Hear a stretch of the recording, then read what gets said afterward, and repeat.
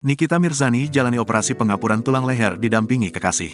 Nikita Mirzani dijadwalkan operasi untuk mengatasi pengapuran tulang leher pada Jumat, tanggal 6 Januari tahun 2023. Nikita Mirzani dioperasi di Rumah Sakit Premier Bintaro, Tangerang Selatan. Dalam Instagram story-nya, Nikita Mirzani terlihat memakai baju operasi. Bismillah, yes I'm ready, tulis Nikita Mirzani. Pada Instagram story berikutnya, Nikita Mirzani mengunggah potretnya bersama sang kekasih, Antonio Dedola dengan menambah stiker hati. Tampak Nikita Mirzani memeluk Antonio Dedola yang berdiri di samping tempat tidur rumah sakit.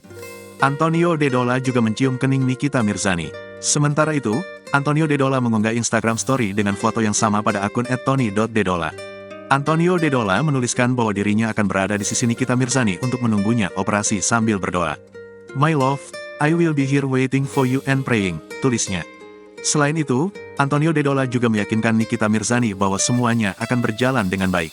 I am sure that everything will go well, I love you, tulis Antonio Dedola. Kemudian dalam Instagram story berikutnya, Nikita Mirzani mengunggah ulang Instagram story @diahanifaputri. Terlihat Nikita yang berbaring di tempat tidur rumah sakit untuk memasuki ruang operasi.